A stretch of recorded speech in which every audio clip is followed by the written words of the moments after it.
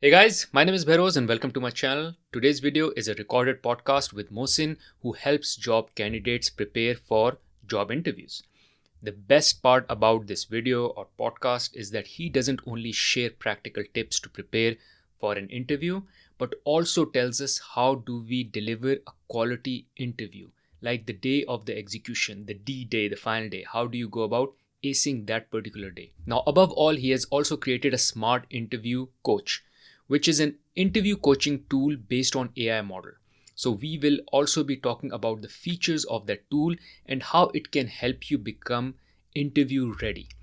I will be leaving the link to that tool in the description of that video, so I highly recommend you check it out. Now, before rolling into the podcast itself, I have one special ask of you, which is to press the like button, as this keeps me motivated and helps me improve the quality and quantity of content that I post on this channel. And secondly, and more importantly, press the subscribe button on this channel, because on this channel I post content pertaining to career success, and if that is of interest to you, then this channel is right for you. Now let's get rolling into the podcast. So Mohsen, thank you for joining, and the reason we have you today on the channel, or call it for this podcast, is to talk about interview coaching. I remember connecting with you before as well, and I realize you have some unconventional and yet highly effective techniques to ace any interview, which goes beyond just interview preparation. But it goes beyond interview preparation because typically people focus more on how to prepare for an interview, but there is more to acing an interview, which is not just the preparation, but also how do you go about delivering an excellent interview. So given I had that chat with you, I thought it would be great to bring you on and learn from you, given you've had experience in interview coaching and you're working on something which also helps people prepare for interview as well. But without taking a lot of time, I'll just pass it on to you. If you can quickly introduce yourself, your background, where you're from, what you've done, and then we can move into what are the special techniques that you have with regards to acing an interview. So over to you for introduction. Thank you, Bahroz, for having me. First of all, I've seen a lot of your podcast videos, and I think you're doing a great job in helping people understand, what are the right approaches and helping them get that job.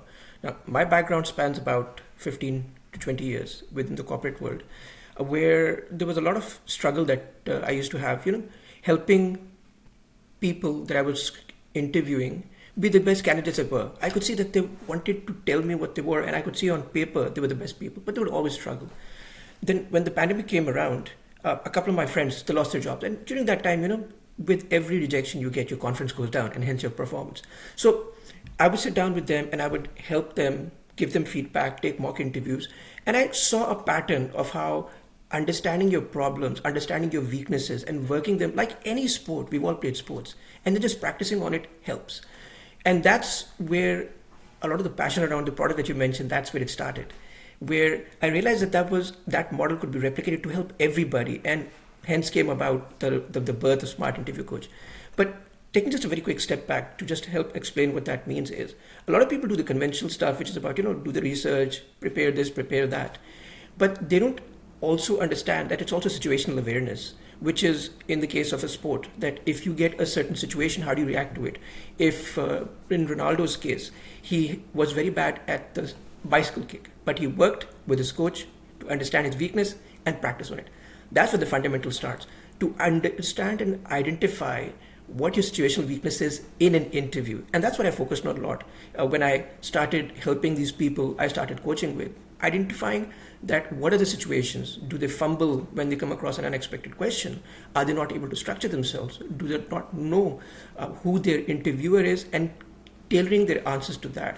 Or for that matter, when giving an answer, how to take a different technique, different approach, and not just have the same vanilla approach for each answer. So that's fundamentally what it's all about. Got it. Thank you. Thanks for the introduction and thanks for sharing this. Now, all that you just said at times seem very overwhelming as well, because I have a certain skill at my workplace. I'm very good at it. And when I go in an interview, I just bomb it. Like, I know my work. I know I'm from finance, so I know my balance sheet, P&L, everything. But somehow interview is something which I don't do on normal basis, on daily basis. And I go like, it's even frustrating, which is like, I have the skills. I am the best guy in my workplace, in my job and everything. but somehow this interviewer is asking me stuff, or the way they are judging me or qualifying me is a very different skill, which I have not practiced. So I want to change my job, let's say, or I have a new job. How do I go about approaching preparation for interview? So let's talk the preparation piece first, and then let's talk the delivery piece second. So can you advise us, how do you go about advising on how to prepare? So the first thing which you said is, the first thing that people need to understand is they're good at what they do. So bring that confidence into that particular interview, because the biggest challenge, you're absolutely right. A superstar at work, it shows in the performance, it shows in what they're doing. They just can't sell themselves in an interview. And understanding it is that selling yourself in an interview is a starting point.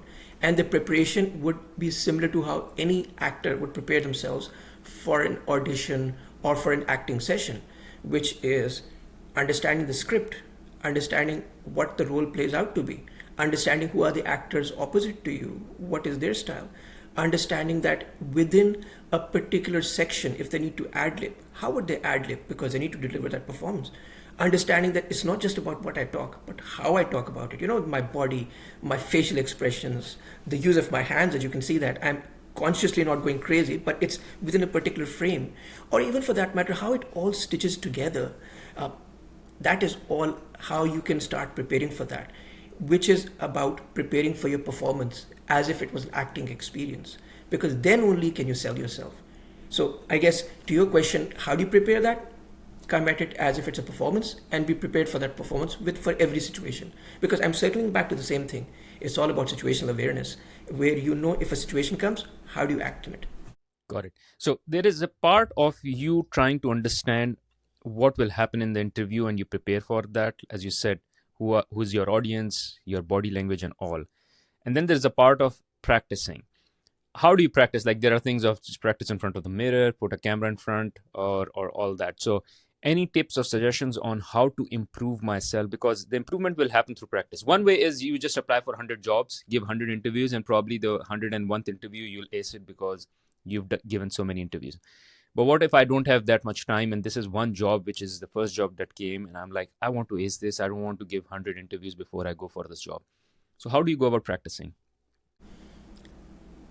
It's all in the script. And we'll stick to that analogy. The script is a job description.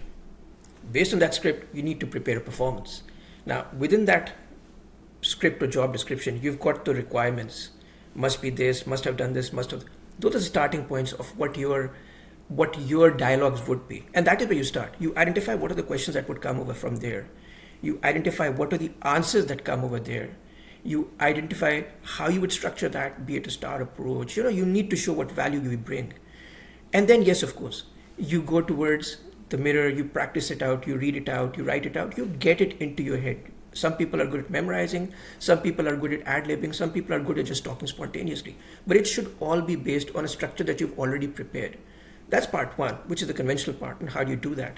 And in front of the mirror, why it matters is because then you can see how you can bring that energy, because people don't want robots to be working. They want people, team members who can add value. The second part is going back to the situational awareness, thinking through that if you give an answer, what would be the back and forth in that, and building your responses to that, thinking through what would be the situations you can expect. So if you come across a difficult interviewer who is just trying to badger you, how do you respond to that, and practicing on that? If the interviewer is an analytical person, what data set can you identify? And that is one critical part which a lot of people miss out, is identifying and understanding who the interviewer is and tailoring their responses to that. For example, if I talk to you about, let's say, a TV show, but you're someone who just watches sports, you'd get zoned out, you'd get bored, you'd get checked out, right? But if I know you like sports, I'll start making sure that all our discussions, be it in a social setting or wherever, would be that way, so that you're like, hey, I like Mohsen, I want to talk to him. And that's what people want to do. They want to be able to make connections. So to your question, it's all about preparing for that performance that you have, scripting it out in front of the mirror with your friends. But ultimate goal should be give yourself enough situational exposure that it becomes muscle memory should a situation come to you. Got it. Now let's move into the day of delivery. So now you're in the interview, you're prepared, you know your audience, you know what questions can be asked and all. but there is an element of nervousness. One, there is a risk of a question, like you can prepare for 100 question and the individual can end up asking you something which is very different you've not prepared for, or you fumble, or just because you're nervous. How do you manage all of that in the moment? Now, that's a very good question.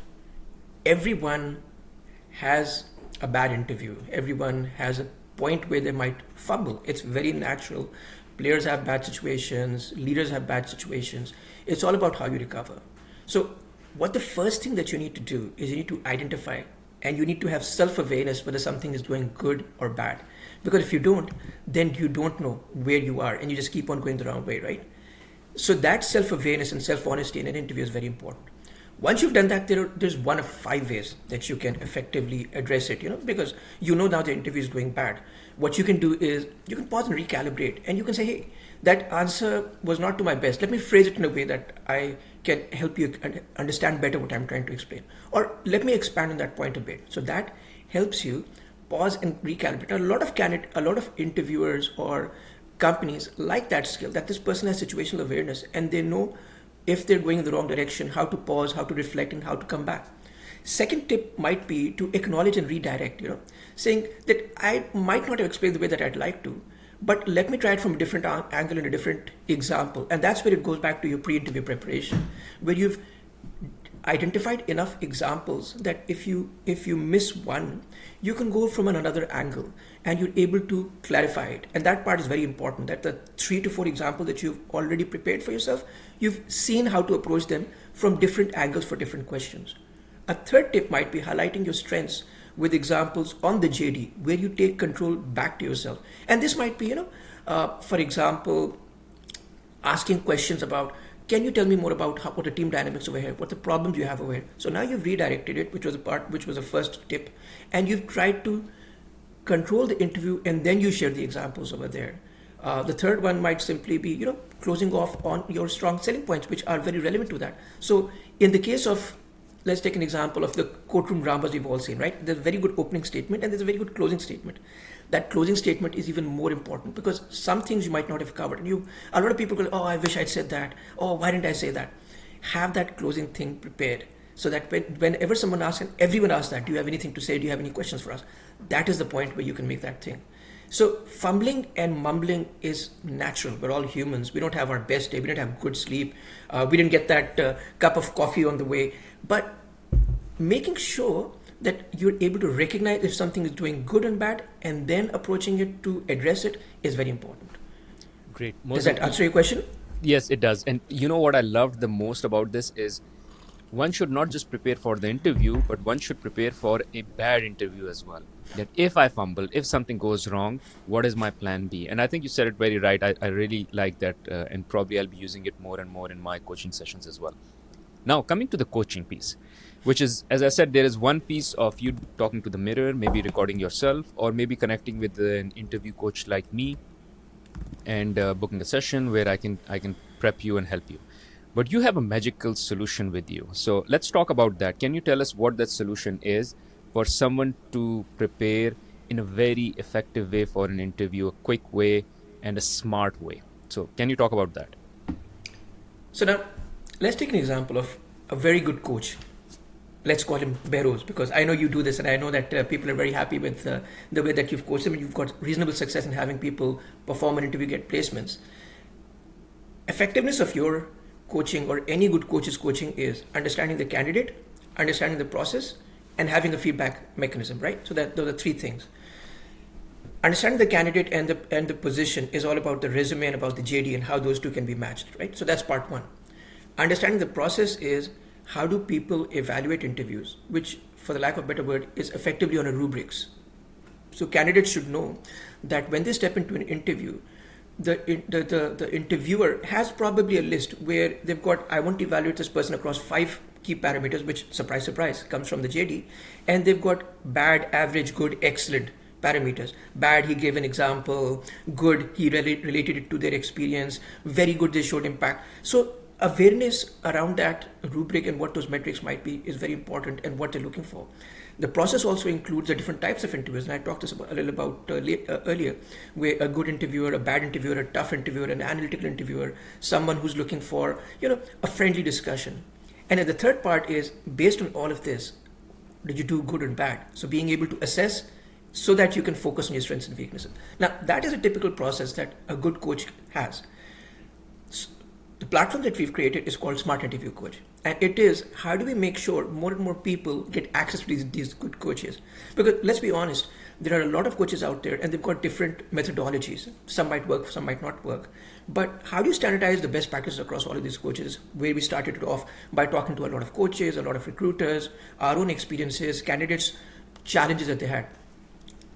And it's quite simple how our platform Smart Interview Coach works. You upload your resume and the job description that you're applying for. Our AI model analyzes that and creates a 15-minute interview that you should take. Why 15 minutes? A lot of people ask me is because it's short enough for our AI models to get the information, long enough to get the information, but short enough that people don't drop out, don't get lazy, don't have to look at the door. It's enough for us to get meaningful information. Once you come into a Zoom environment like this and you record your answers to 6 curated questions that we've got, our AI models then analyze them versus what an ideal assessment sheet would look like and gives you feedback. Were you talking correctly? Were you talking fast, slow? Use of filler words. A lot of people disregard the importance of filler words in a performance. If I, in this particular discussion that we're having had, that would take away my credibility.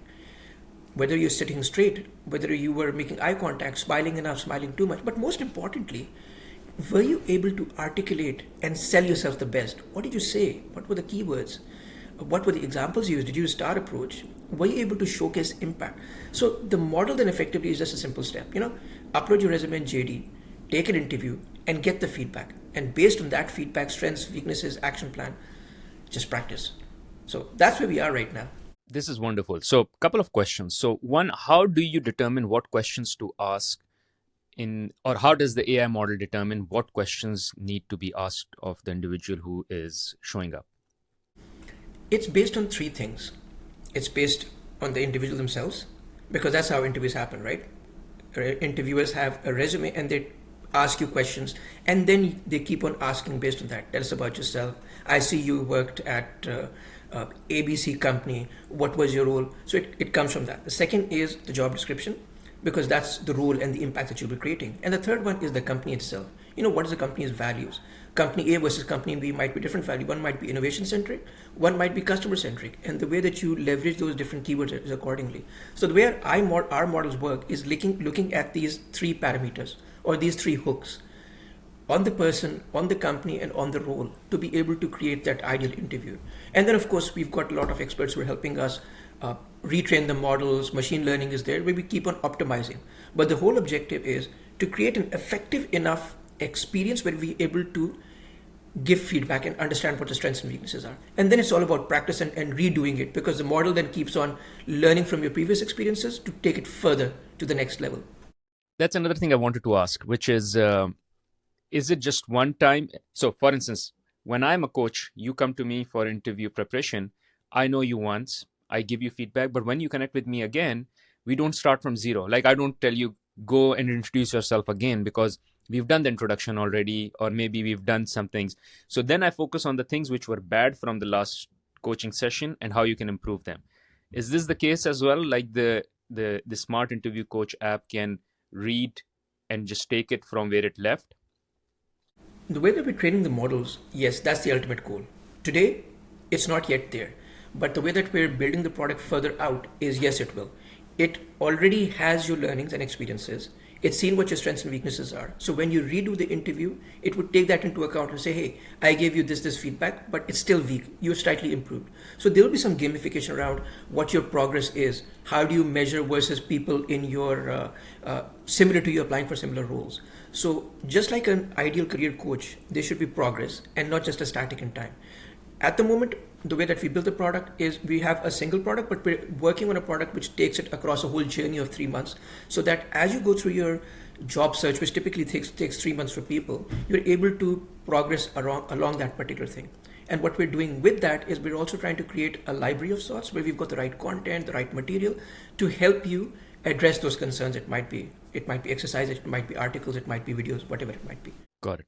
You did talk about the result card. So at the end of my performance, I'll get the result card saying this is where I did well, this is where I didn't do well.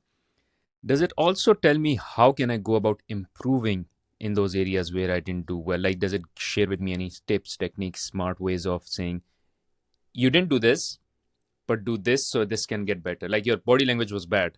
Okay, bad body language. So what is good body language? I don't know. Absolutely, because it cannot be one dimensional. It has to be a holistic approach, right? Which is like just like a coach would do.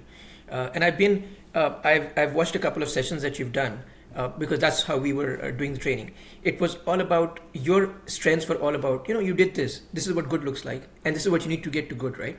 So till people don't know the magic formula to get from average to bad or bad to good, bad to average, average to good, they don't know that.